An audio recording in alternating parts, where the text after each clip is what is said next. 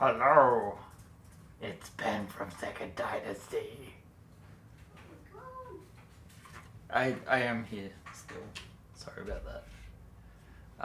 The mask, it's taking over. I don't know what it's doing to me, but it feels so comfortable. So comfortable. Yeah. Yes. All right. Sorry about this silliness. Anyone who's on the tribe might know what that's about, but yeah, hi, Ben from Second Dynasty. It is Friday, which means it's time for one of our regular live streams updating on what we have been working on during the week and also doing a little bit of a work session. Of course, the big news of the week is that we have successfully funded our 12th Kickstarter, the Fifth Frontier War. Plenty of stretch goals to start unlocking at the moment. Still a little bit behind with everything because, as usual, it's gone better than we were expected with almost 38,652 euros pledged so far with 330 backers and not even 48 hours into it. So yeah, we're very excited about this campaign. We had a live stream on Wednesday night from my home, but tonight back in the office I've got Albin. Hey, and I have John with me in the office. Otherwise, it's been a very quiet day here. Martin was in this morning, but otherwise, Hannes is at Lisaberg, which is a theme park, and Lieselot is having a day off. And because she gets those, unlike some people. We have been very busy. There's a lot to do. If you haven't checked out the campaign already, there should be a link here in the description for the video. Let's see who's in the chat. So we've got, Kathy, you made it on time. Excellent work. Excellent work. Nice to see you again. Shergold, Tamsin, That Blasted Samouflage. Let's see, that's just the regular Sam is here. Yeah, those are the people announcing anyway. So do feel what's free. the daily reveal? What's the daily reveal? Is that a question from you or from them? Them. Okay, well, let me just look. So we had that one. Let me move this back over again. Or you'll see some of the things we have planned. Today's daily reveal is a Zhodani Scion.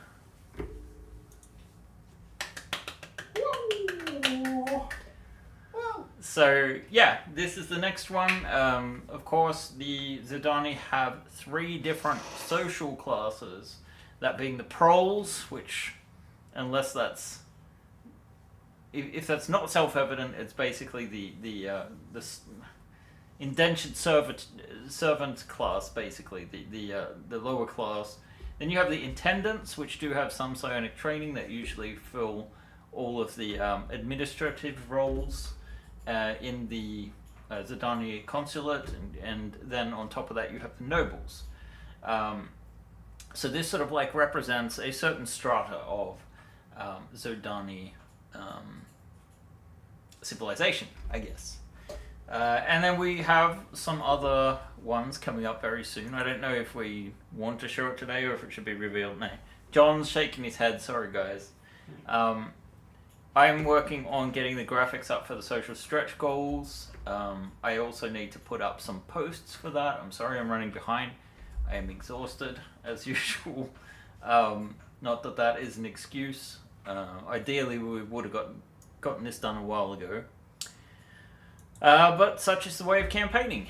So instead we're making sure that everything is in place. And yeah, I've been burning the candles at both ends, so I want to just show off what else I've been working on. Wait, Maya didn't load in, so I forgot to click don't save. We are going to work on a new vehicle today, just the basics, a block out, and that will be one of the unlocked stretch goals. So, hi Dalton, hi Clive, hi Brian, welcome. Good morning, Reg. Good morning, all. And yeah, I'm on the verge of a sneeze. I'm trying not to right now. Okay. So, some big changes on the Typhon. So this is the large ship that we promised from our last Kickstarter. As usual, it's taking a little bit longer than anticipated. However, things are coming together nicely. The major change is the hangar bay down here. Let me just kill some of the layers. And then, of course, the Typhon is greatly in the process of being printed at the moment. I think this one needs to be up on a different layer. Let me just add that to deck A. There we go. That one should also be on deck A. And yeah, so you can see now the hangar bay has a lot more going on. Also, this gives you an impression if you're new to our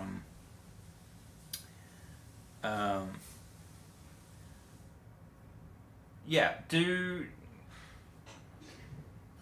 let me just check and see if well, I'm checking and seeing with my brain at the moment. I'm trying to stay focused, sorry. So yeah, basically the Typhon is one of the ships we promised in Soul Survivor. It is quite a large ship, as you can tell. Each one of these squares is 1 inch at scale. So in case you are joining us as a traveller for the first time, we normally do 3D printable starships.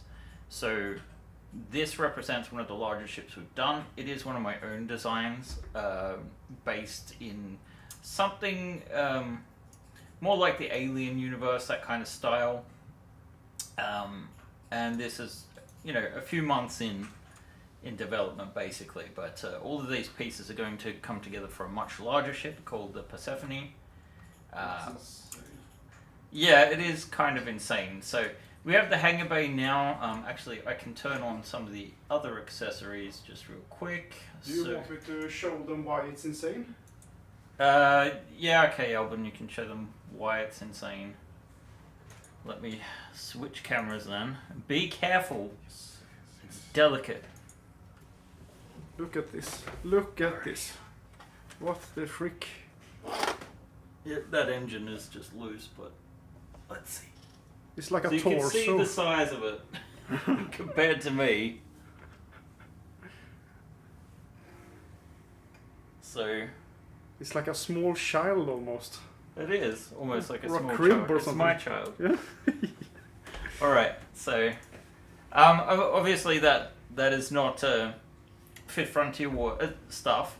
And part of the reason for that is we deliberately designed that campaign so that a lot of these... I'm not a sculptor. The sculpting John is managing, and then we have a talented team of sculptors that we get to model each miniature and then a couple of poses. So let me see, why is the...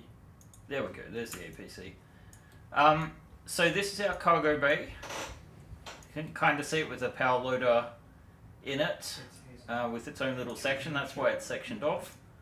You can fit a nice little cargo in there, and then you can see all these crawl spaces for scale. So all of these items now beneath the floor are printable. The only side that's missing is these parts here. I need to make those printable just from this section on. Otherwise, we're good to go. And then I can finish printing out deck B. So we've made a lot of progress, and we're almost to the upper deck at this point in time. And that will probably take me 2 more weeks of full time, but that's being spread out between everything else and running a campaign at the same time. It will quieten down next week, we expect. Usually the first 48 hours is where most of the action happens. And we have already unlocked 2 stretch goals. And if we just briefly look, I don't think we updated the graphics because John's convincing me to try and stick to just once a day. Correct. I wink at him. But in the stretch goals down below, we have unlocked a military air raft, and we have unlocked the Astron Grav APC. Now these, I'm going to start modeling this air raft today, but one of the beautiful things about working directly with Mongoose Publishing is we have been able to get permission to use their artwork.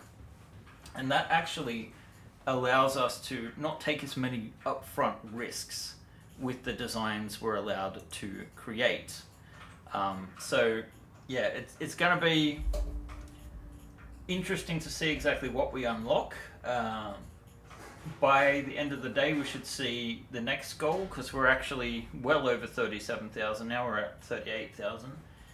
The Astron, probably not going to be made as it is here, because I'm going to try and, let's just say, the Traveller should be a sensible goal at some point, so they will probably have a similar base chassis. But yeah, the intention is not to model all of this now, but towards the end of the campaign.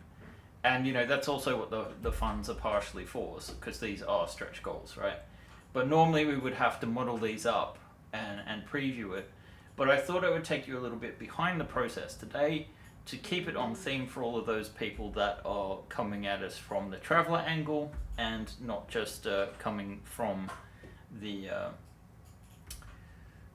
regular Second Dynasty crew, I guess you might say. So we'll be updating this at about 8 o'clock tonight.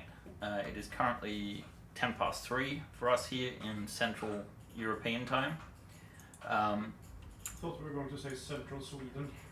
No, the other thing, we're in, well, it all depends how you count it. We're not really in southern Sweden. We're in the southern part of Sweden geographically, but it's a very different dialect. Yeah. If you're in the true south. So here you can see deck B. All the bells and whistles are being added at this point. You can see like the control panels are finished. They're at a printable state. I just need to get them on the printer. And yeah, basically everything here up until this midpoint on the second deck is also printed. Printable and mostly printed. We just didn't have it in at the moment because I need to get those crawl spaces. So the idea is that this ship is like a ghost house, a haunted house, where there's plenty of crawl spaces and things for basically an unknown organism to creep around unseen. You're not referencing me now, are you? No. No, I'm not. I'm referencing the Benjamorph. Oh my god. Yeah. Alright, she is a job star. I like that. Let's save up. Actually, I don't think we've got anything to save. We're going to go for a new scene.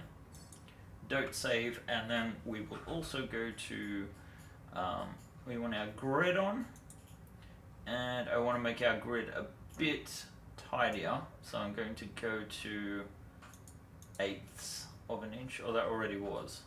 Okay, let's go to 4. There we go. So just a little bit more easy to read, I think. I don't know how that's coming off on stream.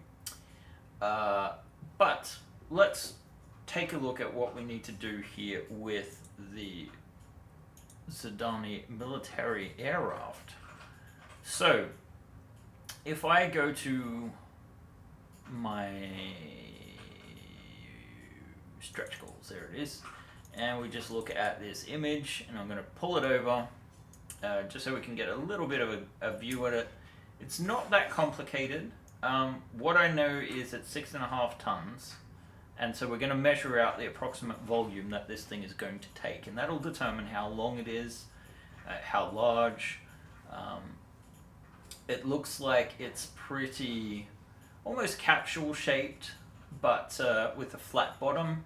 You can see these seats in here. We might work on doing some Zhodani style seats, maybe not quite as I think we'll be adding our own little touch to that as we go along. So Dalton is asking, any chance you may get the licensing for 2300 AD now that you are working with Mongoose directly? Everything we do with Mongoose is going to determine on how this campaign performs, and then also on our end if it makes sense for us.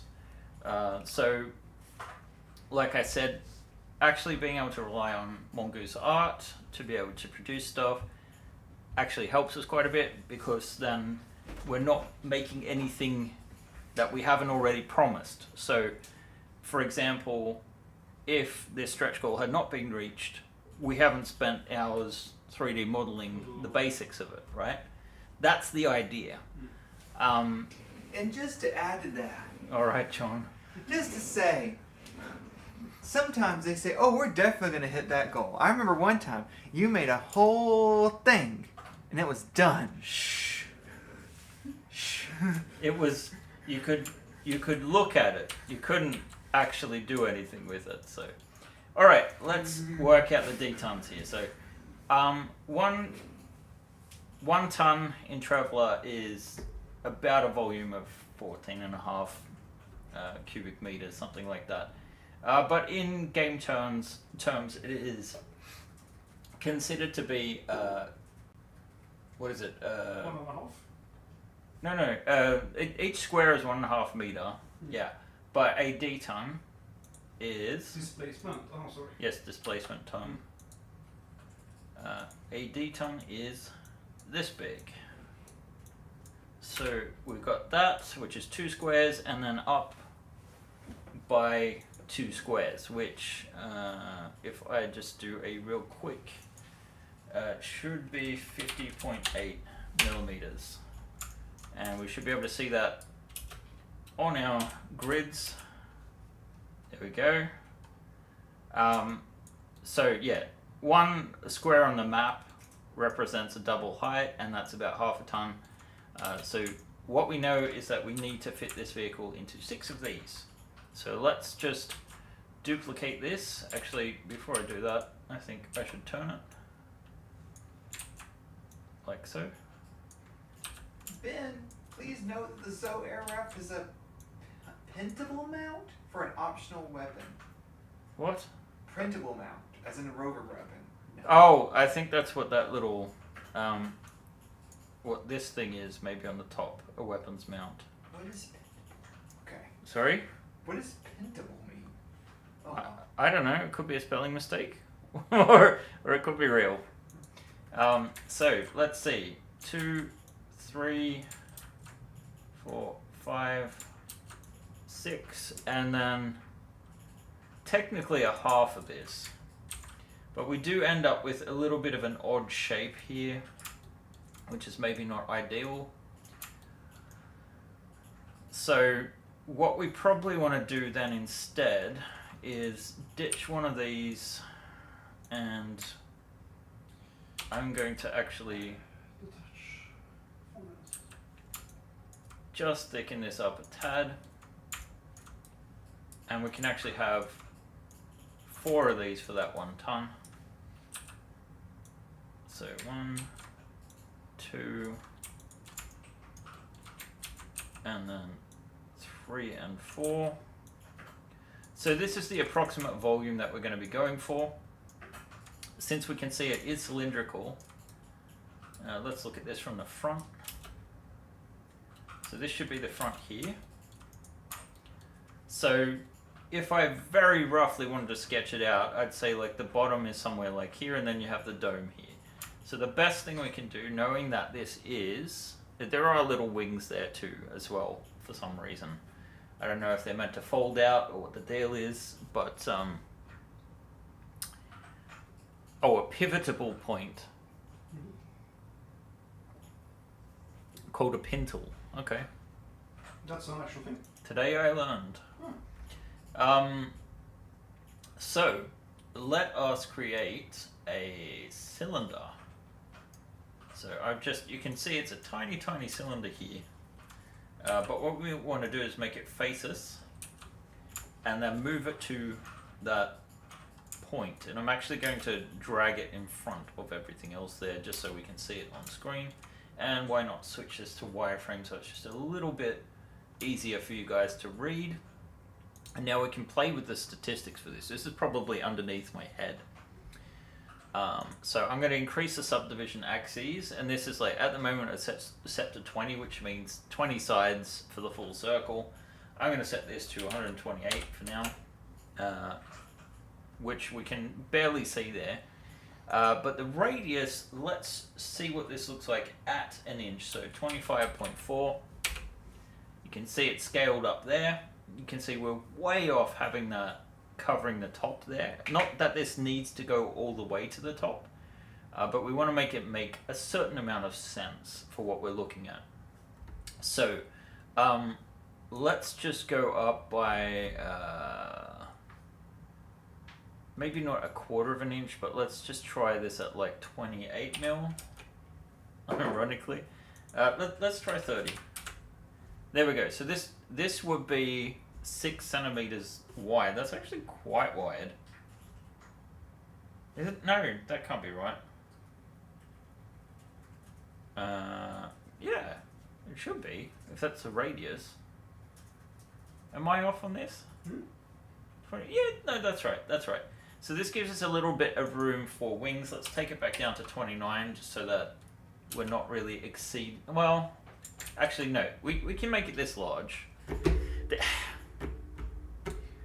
There is something to be said for making it as thin. The whole chat, all they're talking about is pentals. There's Wikipedia links to it. There's extra definition. Oh. Everyone is all on rotatable hinges today. They're Make sure you dedicated. put- They're Yes. dedicated.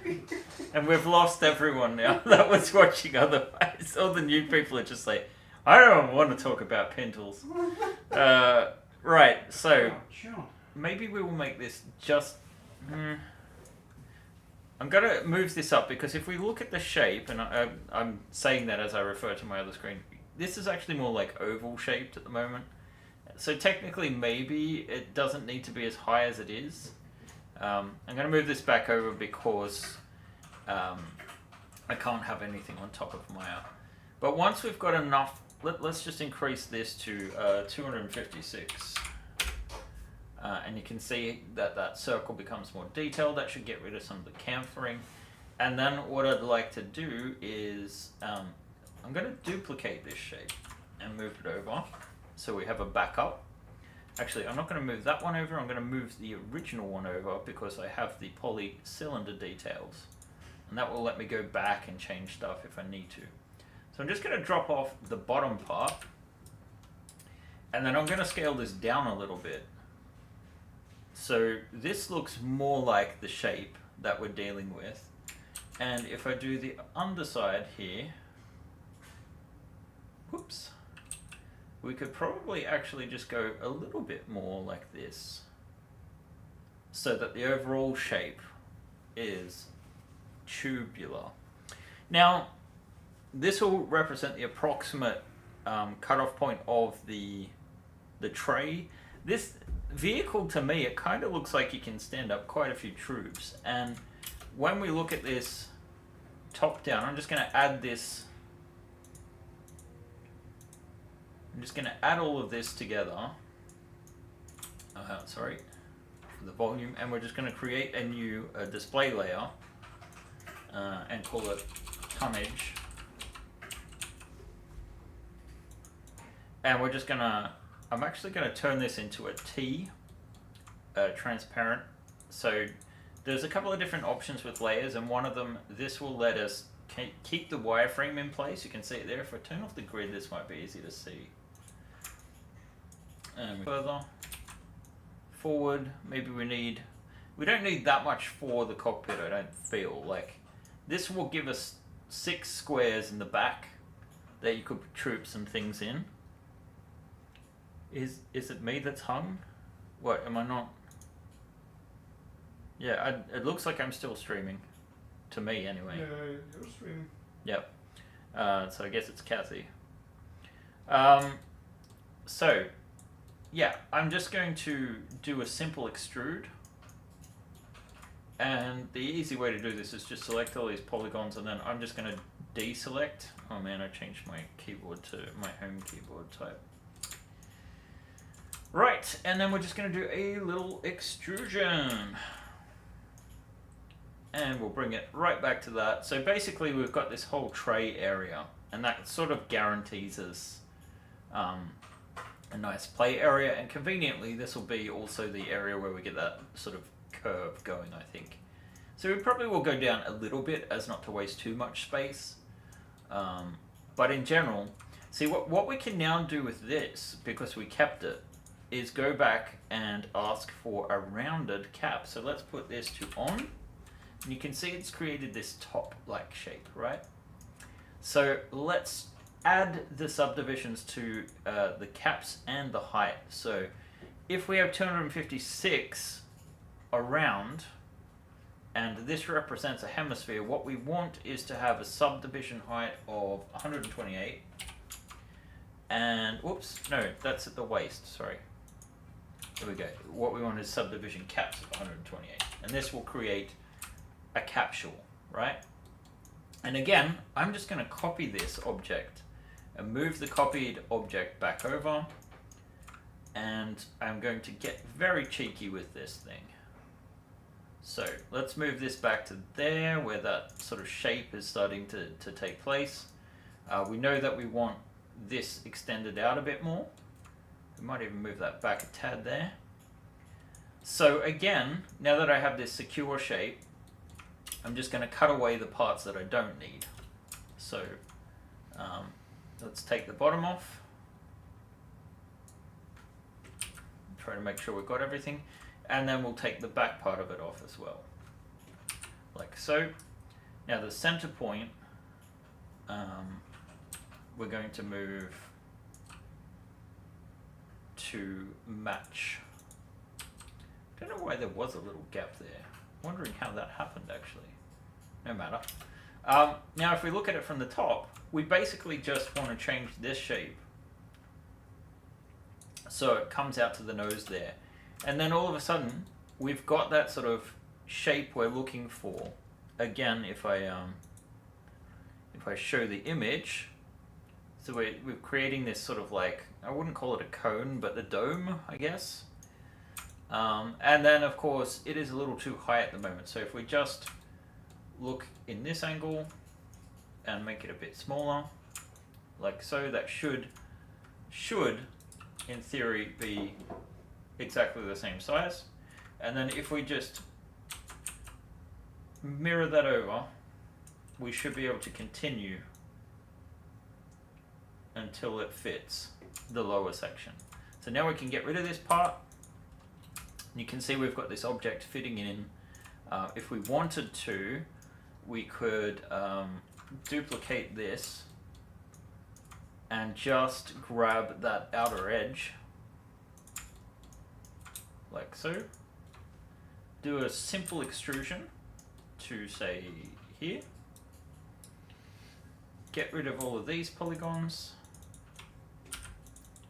like so, and then we can actually use this as the basis for our frame, right? So it looks like we have a frame. Let's turn the grid back on, or actually the grid snap back on, because we can kind of see where the grid is here. So it looks like if we get this image back, if you imagine this tray to be a 6x6 area, it kind of looks like this is in the middle of that forward 2 inches. And that would be like a good spot if you've got a gunner standing up or whatnot. This thing actually looks like it's probably smaller than the tonnage, but I'm going off the tonnage and then creating something based on that, so it will actually fit to the game statistics. So I'm kind of using the art as a guide and then using the game statistics as the primary inspiration. And then at the back it looks like just as we're changing this curve, that's where the second one is. So let's move that back over. I'm sorry you guys are experiencing some buffering issues there. So if we put that in the middle, and then we might even flip that around a little because it's slightly off center. And then the second one should be way back here. And then technically we should be able to grab this, swap that around so it faces back. Let's see, that's 5 degrees off. Where's that says 270 now, all right. And then we move this back here. And then basically we're just trying to bring this back into shape. And this, if you look at the shape now, obviously this is real 3D now, so perspective is going to be a little bit different. But if we measure this side by side, let's see how close we are at this point to the overall shape. It does kind of look like the front is a little bit pointier in the illustration, but I would suggest we leave it more this sort of shape because we're going to need that interior room if we're going to have a cockpit in there. So Alright. So, I'm sorry if we're having issues today with the stream. I don't know what's going on. I don't think it's on our end because Albin was getting the signal fine. Hopefully it's buffered for you guys now. And why don't we also just do a little bit of a bridging here so we can close off these shapes. So we just get the real rough cuts of what this thing is supposed to look like. So let's close this off. There, whoops, we need to bridge first. So we've got our cockpit. Oh, it's a new scene too, so maybe I can put a tiny little bit of a difference there in the shading. We really want to be careful with this. It does need to be a loop. I'll need to consider how this is going to print later. But right now, I think what I want to do is bridge. Like so, and then fill this in. There we go. And I actually want to then isolate this and create an edge loop in the middle. And I'm actually going to pull these two parts down. And there's a reason for that. Actually, what I can probably do even better is to just delete these and rebuild them. So delete, and then we're just going to use the fill hole tool. And the reason why I wanted to do this is because I want to do an extrusion here, but I want to move the pivot point, whoops, we need the snap there, to the base here, because this is the center of our circle. And if I then scale this down, you see how we're getting, oops, we're getting this nice edge. And if I then go and delete all of these again, what I can do is extrude this back, like so. And we'll take that off the grid, so that matches. And then what I can do is just select all of this, but deselect these two sections. And in theory, all I need to do now is to bridge, and we have a nice arch there. So we've got that 3D geometry that we're looking for. Pivot point still where we want it to be. We can move this. I've deleted the other object. We move this back into position. And we've got the overall shape that we're looking for. Now let's look at the art again. We've got some cross beams there. This actually looks like it was a paint over of a very low poly model. Now that I'm looking at it, you can kind of see there's some chamfering going on here. So I wonder if this was maybe something that, I don't know, maybe our buddy instead did originally or something. I don't know. That doesn't make sense. I think his renders look nicer than this, personally. I didn't get a question concerning the art. Yeah. How we interpret where the door goes, or how they get into the cockpit. Well, this is one of the issues, because there, in some ways, the art from Mongoose Traveller is more simplistic than past editions. It's often like quite stylized. It's often how to put this? Yeah, just Suggestive. Well, I mean, it's and gestalting. So so more like just to give you a rough idea. it's not that realistic. Yeah, it sort of gives you a rough idea. I want to make sure that's not intruding too much, but I'm creating a little bit of depth here too. Like I mentioned, for the miniatures, maybe we'll just increase our grid a little bit to 8 again and put it somewhere like there. So it just, this will feel a little bit more like a tray now. See? And we can probably do something similar back here by just going through the same process that we went through. So I'm closing that off. I'm going to delete just this side. Whoops. here, recreate the geometry, and then after closing that, select this face, we'll do an extrusion, and we'll move this here, and then I'm just going to scale. So that's 2. So we can kind of see it's matching here, but here it's not thick enough, so I'm just going to scale in that direction. And there it kind of looks like it's approximately where it needs to be. Let's see. There's no... It's kind of hard to tell how this looks. There's kind of like a bit of an angle going on there. We can sort of add these features back when we can get to them. And then the other thing we need to keep in mind is that what we're making makes sense from the perspective of one John, who just returned. Because we need to make these designs in such a way that it's going to be easy for him to print. Wait, do I have a double object there? What's going on? Okay, alright, so the issue is this object. We don't need the back of it anymore. Would it be bad to have the entrance door in the back wall?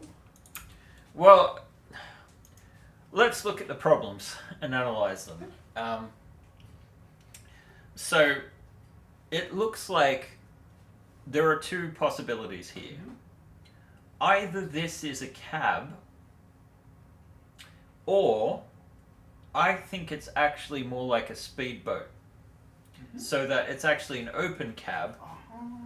And you can, in fact, if you look really closely here, you can see the outline of the tray behind it. So I think that's open, and you would actually just get in between those seats there, or the seats are swivel. So, yeah, okay. Sometimes it just takes studying the model a little bit to get an impression of, you know, what it looks like and what it does. Which actually means that we no longer need this part, because we want that same arch. I think let's just have it snap. Nice. And I mean, we might possibly want to bring this back just a tiny bit more too. Let me just check it again and see where this is. It's kind of where I want it to be. So yeah, I kind of see it as a speedboat sort of thing. Who could that be? Verkligen bra. Tjena.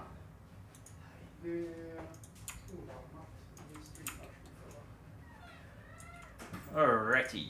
So, let's see. Shergol says, being open tops, they hop, and 2 troopers stand in the rear compartment observing the population. The hull and widescreen are lightly armored. Windscreen. Right. So, yeah, there you go. I don't know that I'd want to be going around patrolling things in this thing. It doesn't seem that safe. Is my camera a little bit too low? No, it looks alright.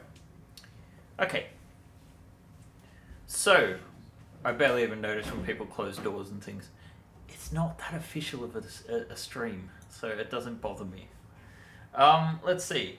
I want to know how Second Dynasty interprets how the pilots get into the vehicle. Oh, sorry. Yeah, they don't teleport. We've solved that issue.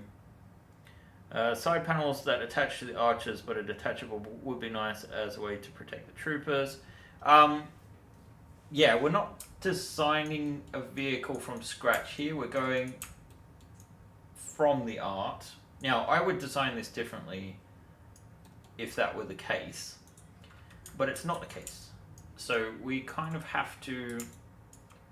I don't know. The thing is, the approval process.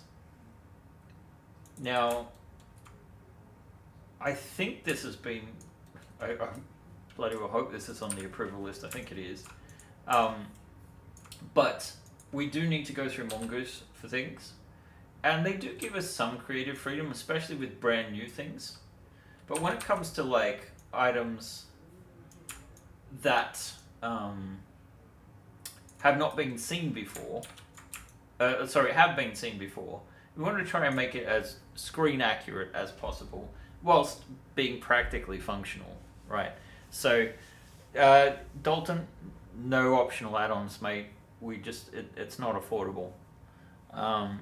The possible options that we'll have is, by default, the vehicles, the printed versions, do not have interiors, so that'll be an add-on if you want to have the interior version. I think the exception is the Astron was quoted to me price-wise based on having an interior. But yeah, it just, we need to keep this so that it makes sense for us economically.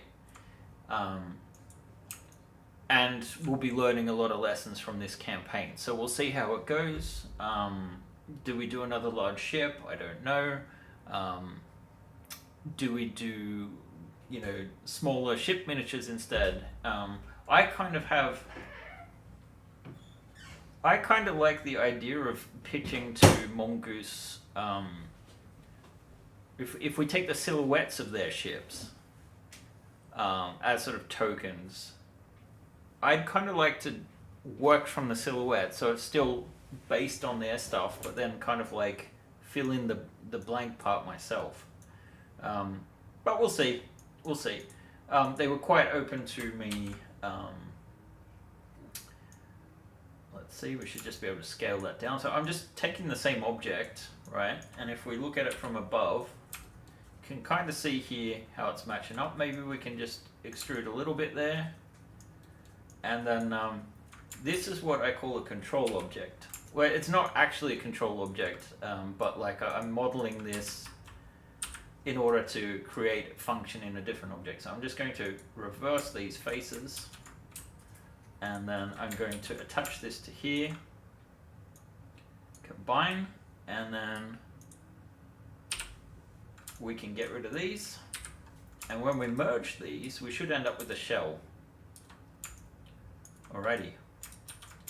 So you can kind of see here we're already taking the shape into account. We should be able to ditch these two, and then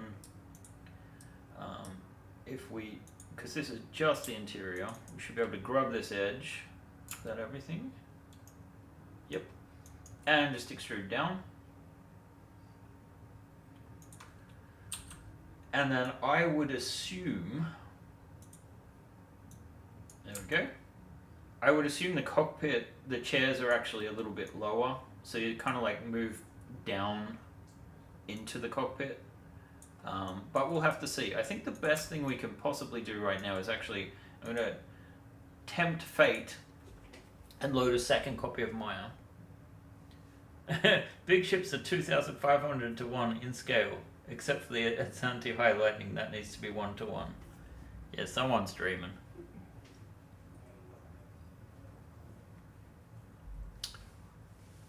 There's always a chance of finding some fan-made custom parts in the Discord channel. Great, well said, Doug, and I'm guessing you're the same Doug in our Discord channel. I think we have Discord links in the description. Yes, we do. So feel free to join our Discord channel. We do have some custom parts. It looks a lot nicer now that we've changed it into a forum, so you can actually identify the different parts. We just need people to come back and show that off. But what am I doing here? I'm going to switch to, what do I want? Traveller 1, and I'm going to open our small craft production for 2024. We go don't save there so it loads up. And my goal here is to actually rip out of some of the small craft, the chairs and controls, so we can get a sense of scale and to see what we're actually working for. I couldn't even do the anti-highlighting in 1 to 270. That would be insane as well. That would be bigger than the Beowulf by far. I think we measured it out to being like meters long. Alright, so we have our, this is just our Grant style small craft cab from our last Traveller Kickstarter. This of course was pre-Mongoose. And we know that we want to have standard chairs in here, so I'm just going to copy and paste. This is going to actually create some issues for us down the road with shaders. Like, a very annoying thing is the shaders all get renamed to like pasted in front of them. I absolutely hate that. I know why they do it that way, but it is quite an annoyance. But this should give us some idea about where we need to seat things. And then the other thing too is, John, we have the Zhodani seated officer, right? Mm-hmm. So we should be able to import that one in. Let me, let's see, where would that be? Is it in the production maps? The folders? Yes, sir. Under Alright, exports. so Traveller 5 exports, then we should have miniatures there, and then we should have Zhodani officer, and there is one that is sitting. I will sync this one. Make available offline. Although I'm quite sure that there's a bug in Maya now, so I might have to create this as a. Let's see, did that load in? Oh, it did. Nice. So we've got our miniature at the correct scale is the point. So I'm just going to center the pivot. We're going to rotate this 90 degrees. He seems to be at an angle. He was imported incorrectly a long time ago, and he had to be corrected. Okay, so he's at, yeah, just 10 degrees off. But if we get this guy down to here, we can kind of see where is reasonable to start placing the chairs, right? So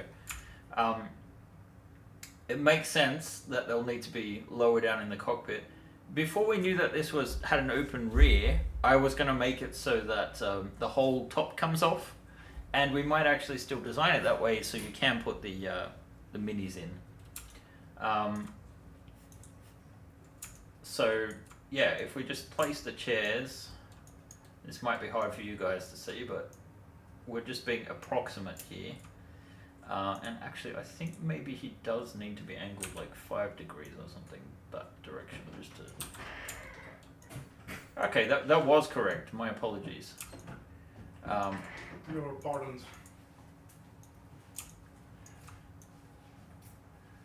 We're not worried about intersection right now. Basically, I'm just going to parent this miniature to the chair, so we can just move the chair around instead of worrying about everything else. But what I'm really looking for is to make sure there's no intersection going on, and what I mean by that is models going through models. So we probably want to have the chairs a bit more central, but you're already probably starting to notice that the chairs here are way too big for the miniatures, basically. So this is what I mean by a bit off. So these are the kind of compromises we're creating.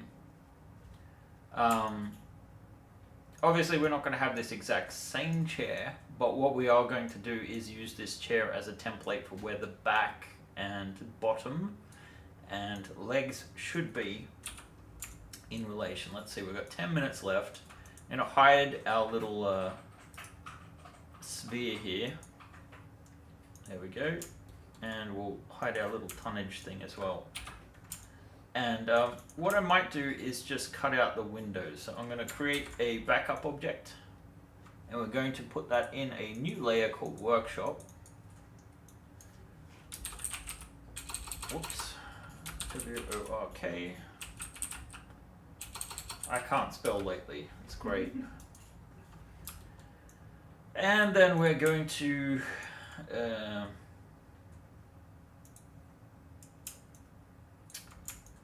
we can cut this up. So I'm going to look at these again. We kind of want to do a sort of, maybe not a Boolean operation. If we look at this design, to me, it looks like they've cut along the existing sections, so that there's just a little sort of protrusion at the front. Sorry, we've gone back to the wrong version of Maya. So you can kind of see here there's a couple of loops, so we want to leave them out. But we might be able to get away with, let's just put that in our, I didn't hide the workshop, that's what the issue is, okay. So yeah, we need to create these windows, and they're up a little bit higher. This strip down the middle sort of tapers. So let's just follow that direction. And what I might do, here is actually split this mesh again. So I'm going to delete half of it. Actually, I want my grid on to make sure I'm doing this in the right place. So let's display grid, apply. Oh. Anyway, see, we were missing some polygons here, and this often happens when you're, getting in very close with a sphere in particular. We want to make sure we get rid of these. All right, so that looks like it's flush. And what we can do now is actually Control-Shift-D, which is duplicate special, which creates an instance. And that instance then, if we, for example, take this and extrude it, it happens on both sides at the same time, right? That's all we're doing there. So essentially I'm just guaranteeing that everything's going to line up in the end. And you can see that this little circle, it's maybe only 10% of the overall volume. So what I'm going to do is isolate this and just figure out where I want this window to be. So it looks like if this is going all the way back here, this represents about 15% of the width, and this is about 10% maybe, something like that. I'm actually leaving a little bit of a margin there.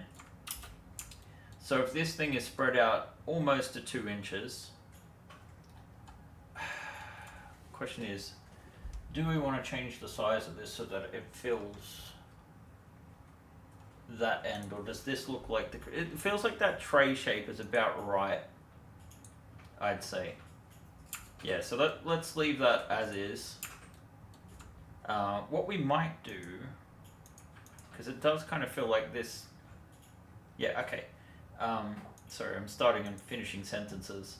You're learning from me. I'm learning from John.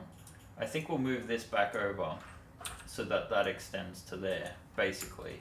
But the important thing is like the window and where that's going to be. And really what I'm looking for is to create these curves. So, actually I think I'm just going to turn off this second Maya copy at the moment because it's driving me nuts. Don't save, and then we go back into this.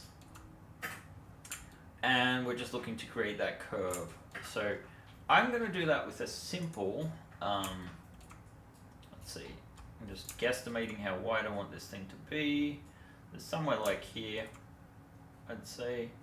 We go and start just creating a cut. Something like that. And then I'm going to basically do the same thing on the opposite side, leaving a little bit of a, let's see, if my eyes are not failing me here, let's see, well they did apparently. Let's connect that to that. So we've got our first one, and I forgot to count how many I went, so it's like 1, 2, 3, 4, 5, 6. Alright, so let's just go another 2, 3, 4, 5, 6. And then at some point we need to choose where we're going to drop this off. So another thing I'm going to do right this moment is cut around the edge here. And it's just at the front. And I can see we've got 6 minutes left. We're going to try and stay on time today.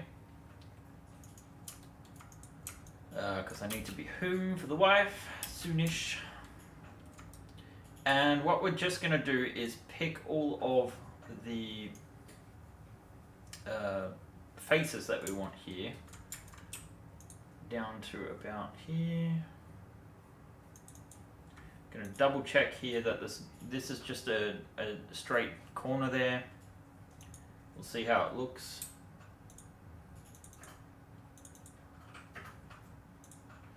And we're just going to fill in these missing parts. And I'm just going to be looking to cut this out so that we have a gap. That's all I'm looking to do for now. Let's look at this top down. And basically I'm just gonna deselect this middle ridge.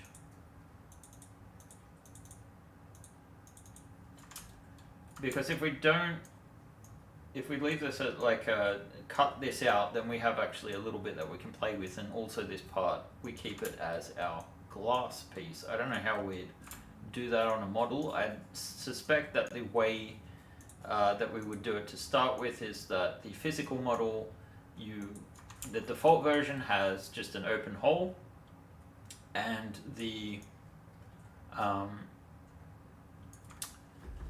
with an optional glass piece. I don't know how we'll do it yet. That's a little bit up to John, what he wants to sort out. But if we look at this selection, and it's kind of hard to see, it's not, I wonder if we've started a bit too high up. We do have a backup object of this, so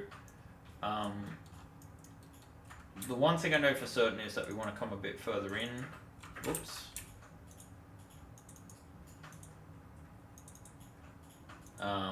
What we ultimately might end up doing is making that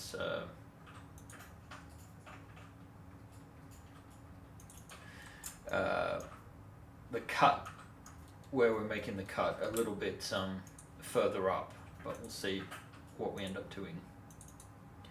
Alright. Yeah, the seats, someone was saying, like, can we make them angled or that sort of thing? Basically, we need to make it compatible with our seated poses, so we'll be maintaining as much compatibility as possible. This is the same reason why I refuse to switch scales. So I'm just going to do a quick cut here, and then we're going to extrude. No, sorry, we're just going to detach that screen. So in theory, let's mirror this. So we've now got that frame in place, right? And this kind of feels like it's too large, so I'm probably going to have to go back in and do some modification. But let's look at what we've got here. So this looks like maybe it's a bit more tapered. I'm not sure what's going on exactly, but you know, everything's going to be a little bit of a compromise. I think that makes a fair bit of sense. We've got enough room for some control panels now. The glass is not going to be bumping into someone's head, and this looks like, you know, it's designed for being at scale, right? Dog has to go. Well, mate, that's fair enough. We're only going to be on for 2 minutes, but thanks for being here. So yeah, we'll need to move this bar back a little bit more, maybe. Something like that, to get it in proportion with this. We could very quickly just add some side rails.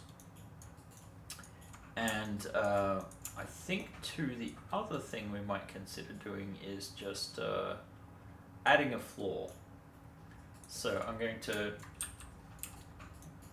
duplicate this. No, I'm not. You don't want that now. We're just, well, I am, but I'm not. I'm gonna mirror that over to the other side, and I'm actually gonna just delete everything above the bottom there.